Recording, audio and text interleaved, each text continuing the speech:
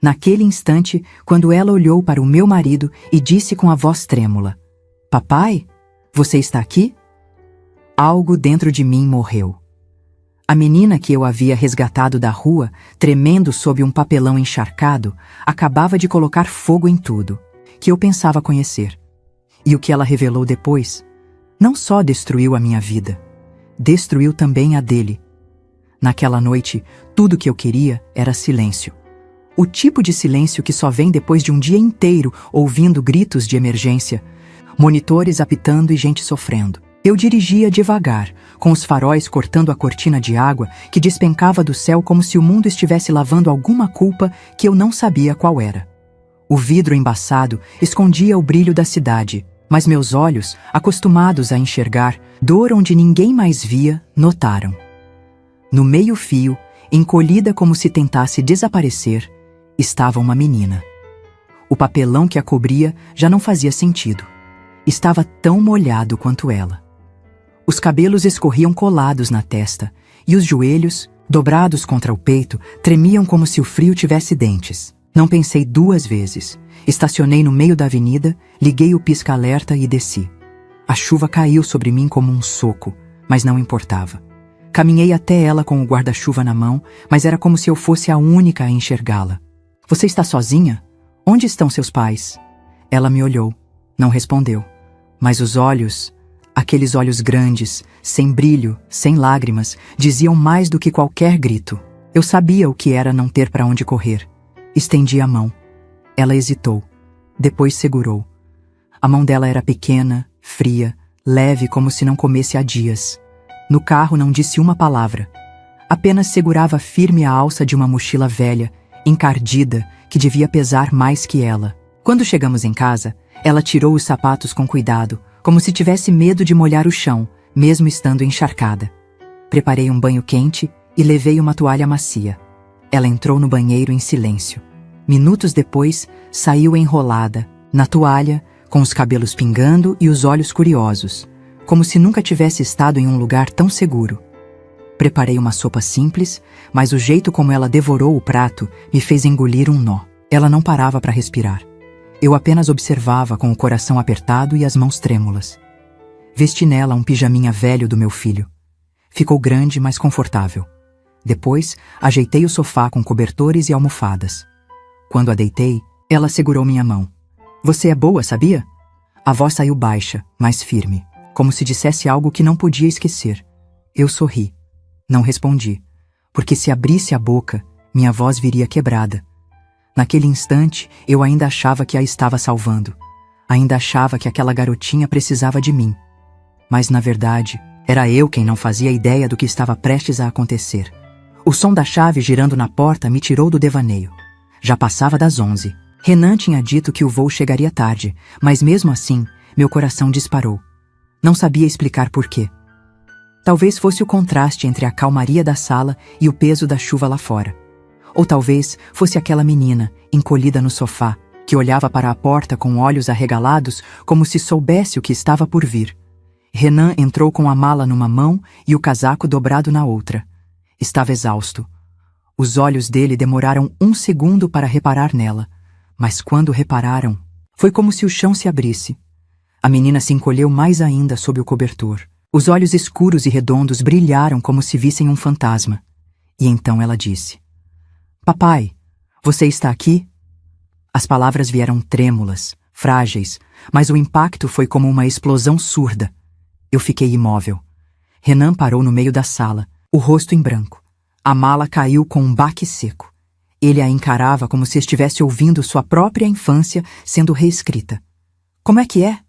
A voz dele saiu baixa, confusa. Eu não conseguia dizer nada. O ar ficou pesado. Até a chuva parecia ter silenciado por um momento. Ele se aproximou devagar, como se ela fosse feita de vidro. "Por que você me chamou de pai?" A menina apertou contra o peito a mochila velha que nunca largava. Com a outra mão, abriu o zíper e tirou de dentro um pedaço de papel amassado. Entregou a ele como quem oferece um segredo. "Porque é você? Da foto. Mamãe me deu antes de morrer. Ela disse que você era meu pai, que era um homem bom, e que um dia eu ia encontrar você." Renan pegou o papel com mãos trêmulas. Era uma fotografia antiga, mas bem conservada. Ele, de terno, mais jovem, sorrindo como eu não via há anos. A mesma foto que eu guardava num porta-retratos antes de nos mudarmos. Ele se sentou no tapete como se as pernas tivessem desistido. Amanda é a sua mãe? Ela assentiu com a cabeça, os olhos marejados, mas firmes. O nome caiu como uma sentença entre nós. Eu o conhecia. Amanda. Nunca tinha ouvido Renan falar dela abertamente, mas já vi fotos guardadas em caixas, pequenos resquícios de um passado que ele evitava. Agora, o passado tinha voltado, em carne, osso e olhos que carregavam dor demais para caber em uma criança. Renan me olhou com um pedido de ajuda que ele mesmo não conseguia formular, mas eu não sabia como reagir. A raiva subia, misturada com medo, compaixão e uma pergunta que latejava como uma sirene na minha mente. Que outra verdade estava enterrada debaixo daquele silêncio? E o que mais essa garotinha sabia que nós não sabíamos? Renan passou a noite em claro. Caminhava de um lado para o outro pela sala com a foto nas mãos como se cada centímetro daquele papel pudesse trazer respostas. Eu tentei falar com ele, mas era como se ele estivesse dentro de uma neblina. A garotinha, que agora eu sabia se chamar Luna, adormeceu no sofá, abraçada à mochila. Mesmo dormindo, parecia desconfiada. Os olhos semicerrados, os dedos firmes nas alças, como se tivesse aprendido que até o descanso podia ser perigoso. Na manhã seguinte, Renan finalmente sentou à minha frente. O rosto estava abatido, as olheiras cavadas e a voz pesada. Ele me contou tudo, do começo. Amanda tinha sido seu grande amor, anos antes de me conhecer. Discreta, doce, com um olhar que acalmava até os dias mais turbulentos. Falar dela ainda parecia doer. Eles ficaram juntos por quase 2 anos. Mas a relação terminou de forma abrupta. Um dia, Amanda simplesmente desapareceu, sem bilhete, sem explicação. Ele procurou, tentou ligar, mas os contatos dela sumiram. Tudo foi apagado. Ele acreditou que ela o tivesse deixado por covardia ou por algum motivo que jamais entenderia. E com o tempo, engoliu a dor e seguiu em frente. Só que agora, diante de Luna, tudo se encaixava com um gosto amargo. Renan apertou os olhos com força. Disse que, na época, sua mãe, Dona Lígia, vivia implicando com Amanda, que dizia que ela não era do mesmo nível, que estava atrás do dinheiro da família, que só traria escândalo. Na época, ele não levou a sério. Amanda era forte, independente, mas agora percebia que havia ignorado os sinais, que talvez Amanda não tivesse desaparecido por vontade própria. Foi então que Luna acordou. Se sentou devagar, esfregando os olhos, e perguntou com naturalidade se o pai ia embora de novo. Renan quase não aguentou. Ele se ajoelhou diante dela e perguntou o que mais ela lembrava da mãe. Luna disse que a mãe falava dele com carinho, mesmo nos piores dias. Contou que tinham vivido em muitos lugares, sempre fugindo, que a mãe dizia que uma mulher má, rica e muito influente havia ameaçado acabar com a vida delas se tentassem se aproximar dele. Naquele instante, meu corpo gelou. O nome não precisava ser dito. Renan olhou para mim. Não foi preciso perguntar. Nós dois pensamos na mesma pessoa. Dona Lígia. E se ela não apenas afastou Amanda, mas destruiu a vida dela por completo? Eu senti um aperto no peito ao imaginar o que Amanda viveu nos últimos anos. E o que Luna presenciou. A morte lenta da mãe, o abandono, as noites na rua, e tudo por um motivo que ainda estava encoberto, mas que eu estava disposta a descobrir, mesmo que a verdade doesse mais do que o silêncio. Quarto. No dia seguinte, fomos até a casa de Dona Lígia. Eu tentava organizar os pensamentos, mas tudo em mim fervia. O que antes era uma desconfiança incômoda, agora parecia um pressentimento, inevitável. Renan dirigia em silêncio, os olhos fixos na estrada, os dedos apertando o volante como se quisessem afundar ali a culpa dos anos perdidos. Luna, no banco de trás, olhava pela janela. Havia uma serenidade estranha nela, como se soubesse exatamente onde estávamos indo. A casa era a mesma de sempre, grande, impecável, cheia de vidros e mármore, mas com o ar congelado de um lugar onde ninguém respirava de verdade. Lígia abriu a porta com seu sorriso polido, o batom impecável e um robe de seda como se estivéssemos fazendo uma visita de cortesia. Mas quando viu Luna, seus olhos pararam por uma fração de segundo. Pequena, mas suficiente para que eu notasse. Renan foi direto. Mostrou a foto. A pulseira com o nome Amanda gravado, que Luna carregava como um tesouro. Mostrou os papéis que Amanda tinha deixado, com anotações sobre o relacionamento, datas, uma cópia da certidão de nascimento da filha. Eu esperei que Lígia negasse, que fingisse surpresa, que colocasse a culpa em mal-entendidos. Mas o que veio foi pior. Ela riu. Um riso seco, elegante, carregado de desdém. Disse que sempre soube, que Amanda era uma ameaça ao futuro de Renan, que ela era ambiciosa, instável e que engravidou para se prender a ele, que tinha feito o que era necessário para proteger o nome da família. Chamou Luna de essa coisinha e disse com todas as letras que jamais permitiria que uma criança como ela tivesse qualquer direito à herança do filho. Renan não conseguia falar. Os olhos dele estavam marejados, mas firmes. Quando tentou se aproximar da mãe, ela levantou a mão e completou. Você é cego. Sempre foi. Eu fiz o que você não teve coragem de fazer. Eu limpei o seu caminho. Minha pele formigou. Eu sentia vontade de gritar, de chorar, de agarrá-la pelos ombros e fazê-la olhar para a menina que ela havia condenado a uma vida de abandono. Mas não precisei. Renan, pela primeira vez, se colocou de pé diante da mãe. Não como filho, mas como pai.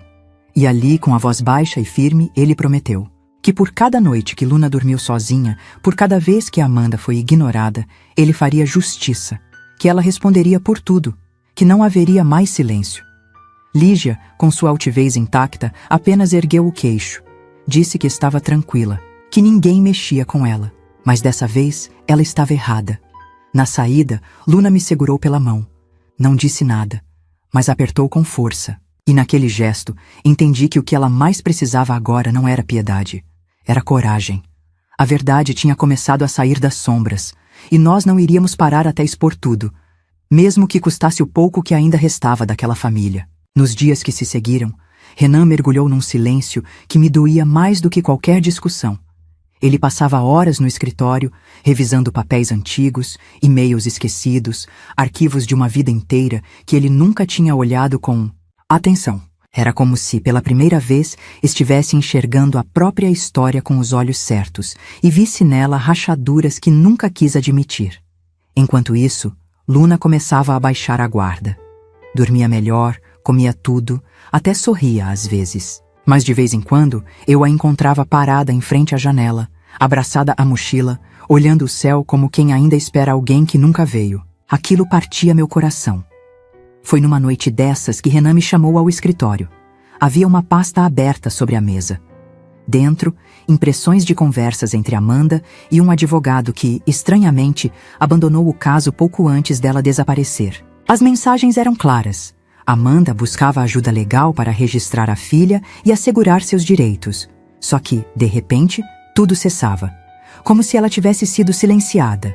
Renan encontrou também cópias de exames médicos. Amanda havia tentado se tratar. Tinha sintomas que pioraram com o tempo. Mas, misteriosamente, os pedidos de exames e internações foram ignorados, arquivados ou perdidos. Nada disso era coincidência. Tudo tinha o mesmo padrão. Alguém estava por trás, apagando suas tentativas de sobrevivência. As peças começaram a se encaixar quando ele lembrou de 2 mulheres que trabalharam para sua mãe durante anos. Secretárias pessoais, discretas, sempre presentes, mas nunca envolvidas diretamente com a família. Renan decidiu procurá-las. Uma delas, Simone, ainda morava na cidade. Quando nos recebeu, estava nervosa. As mãos trêmulas, os olhos baixos. Renan foi direto. Mostrou a foto de Amanda, a certidão de Luna, os registros médicos. Simone chorou. Quebrou diante de nós como se guardasse aquele peso há anos. Disse que foi paga por Dona Lígia para acompanhar discretamente os passos de Amanda. que vigiava seus atendimentos médicos, suas mudanças de endereço. Disse que, quando Amanda tentou processar a família, o outro advogado sumiu por pressão. Que tudo foi abafado, que a ordem era clara. Amanda não podia se aproximar de Renan, e a filha não podia existir. A confissão caiu como uma lâmina. Amanda não sumiu. Amanda foi apagada. E Luna, tão pequena, tinha sido a última vítima de um plano movido por orgulho e ambição. Saímos de lá com tudo: documentos, áudios, testemunhos, e a certeza de que aquilo não era mais apenas uma tragédia familiar. Era um crime. Renan olhou para mim com um cansaço nos olhos que não era físico. Disse que não ia descansar enquanto a mãe dele não respondesse por tudo. Que não era mais uma questão de passado, era sobre justiça, sobre olhar nos olhos da filha e dizer: eu lutei por você. E ele lutaria. Agora, nós sabíamos quem tinha escondido a verdade. Mas ainda restava uma coisa a fazer: expor, na frente de todos, e derrubar a mulher que construiu sua vida sobre os escombros de outra. Na manhã em que levamos tudo à delegacia, o céu estava limpo pela primeira vez em semanas. Era irônico. A cidade parecia respirar leve, enquanto nós levávamos nos braços o peso de uma história suja demais para ser esquecida. Entregamos as provas uma a uma. O promotor ouviu com atenção cada gravação, leu cada documento, analisou os laudos médicos e os depoimentos. Ele não hesitou. Aquilo não era só uma tragédia familiar. Era uma rede de omissão, perseguição e sabotagem. Era crime. E ele trataria como tal. A notícia correu rápido. Quando os carros da polícia cercaram a casa de Dona Lígia, eu estava com Luna no quarto, escovando os cabelos dela com calma. Ela não sabia de tudo. Não precisava. Só entendeu que estávamos protegendo o que era nosso agora. Renan, do lado de fora, observava tudo em silêncio. As viaturas, os flashes dos fotógrafos, o burburinho dos vizinhos. E então, a porta se abriu. Lígia apareceu na varanda com a mesma postura altiva de sempre. Roupas elegantes, queixo erguido, passos firmes. Mas seus olhos estavam diferentes. Quando viu Renan, vacilou. Por um segundo, seu rosto endureceu. Ela sabia que tinha perdido.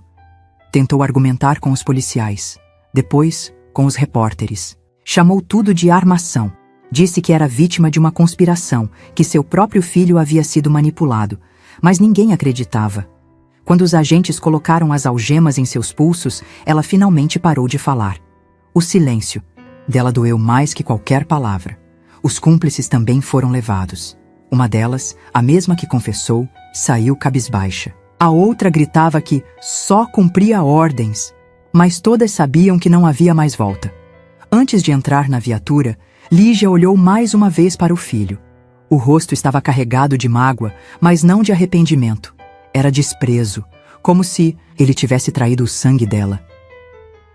Você está mesmo destruindo a sua família por causa de uma menina de rua? A pergunta saiu baixa, quase como um sussurro envenenado. Mas Renan respondeu sem hesitar. Estou reconstruindo a minha, a verdadeira, a que você tentou apagar. Ela foi levada, e com ela foi embora tudo o que nos prendia ao passado. Naquela noite, Luna dormiu no meu colo, profundamente, sem pesadelos, sem medo de ser acordada por um empurrão ou pelo som da própria fome. Renan sentou ao meu lado e nos envolveu num abraço demorado.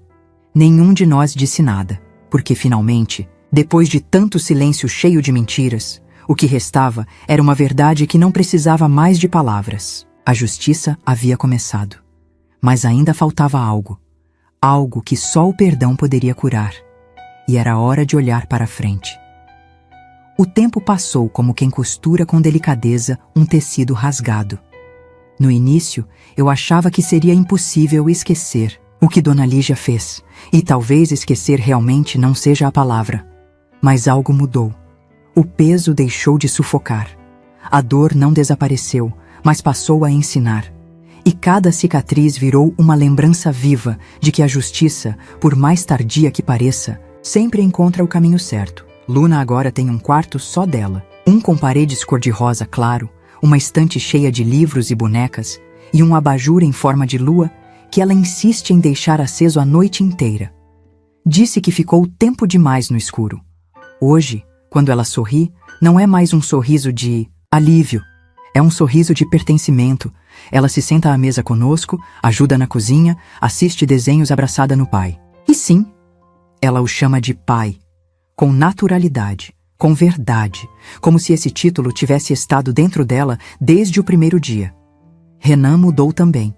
Não o homem que eu conheci, mas o que ele precisou se tornar. Hoje, ele passa mais tempo em casa. Faz questão de buscar Luna na escola, de sentar com ela e ouvir as histórias que antes ninguém queria escutar. Ele ainda sente culpa, e talvez sempre sinta, mas não deixa mais que isso o paralise. Pelo contrário, ele usa essa dor como combustível para ser o pai que não pôde ser antes. Clara, você me perdoa? Ele me perguntou isso uma noite, enquanto Luna dormia e a casa estava silenciosa. Eu não hesitei, porque no fundo do meu coração eu sabia. Renan não teve escolha. Ele também foi vítima de uma mentira bem costurada, manipulada desde a raiz. Disse a ele que não perdoá-lo seria o mesmo que fechar as portas para o presente. E o presente era a nossa filha dormindo a poucos metros dali.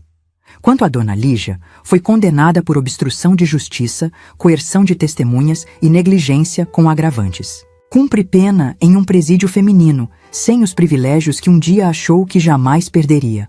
Não houve como evitar. Os advogados tentaram, mas as provas eram claras demais. Uma das cúmplices confessou em juízo que Amanda, já doente, pediu socorro e foi ignorada. Disse que recebeu ordens diretas para deixar ela morrer em paz. Aquilo foi determinante. Simone, a mulher que nos ajudou a revelar tudo, entrou com um acordo e prestou novos depoimentos. Hoje vive em outra cidade, tentando recomeçar longe dos erros que cometeu. Eu não guardo rancor dela. Às vezes, quem serve ao mal também tem medo demais para reagir. E mesmo assim, um dia reage. Isso, para mim, também é coragem. A adoção de Luna foi oficializada 3 meses depois da prisão de Dona Lígia. Quando a juíza nos entregou o documento final, Luna pegou a folha e desenhou corações em volta dos nossos nomes. Disse que agora estava completo, que tinha tudo o que precisava. Um nome, um lar e uma história nova. Hoje eu entendo. Aquela noite em que parei o carro no meio da chuva não foi um acaso. Não foi impulso, foi destino. Deus não me colocou ali para salvar alguém. Ele me colocou ali para ser salva também. Luna não só entrou na minha casa, ela entrou na minha alma. Me ensinou que o amor verdadeiro não é aquele que nasce do sangue, mas o que floresce da escolha. A escolha de ficar, de lutar, de recomeçar. E é por isso que todos os dias, ao vê-la correr pela casa com o cabelo solto e os olhos cheios de luz, eu agradeço por aquela noite. Pela chuva, pelo papelão, pela menina invisível que gritou por ajuda sem dizer uma palavra. Porque ela me encontrou, e eu finalmente me encontrei também. Fico feliz que você tenha ficado até o fim dessa história. Agora me conta, de onde você está ouvindo? Já viveu ou conheceu alguém que passou por algo parecido? Ou talvez conheça uma história surpreendente que poucas pessoas acreditariam se fosse contada? Me diz também, o que você estava fazendo enquanto ouvia? Estava lavando a louça? Voltando para casa? Ou simplesmente deixando a mente viajar com cada detalhe? Deixe seu comentário aqui embaixo. Eu leio cada um com carinho. E se essa história tocou o seu coração, se inscreve no canal, porque ainda tem muita história real, emocionante e inesperada vindo por aí. Até a próxima.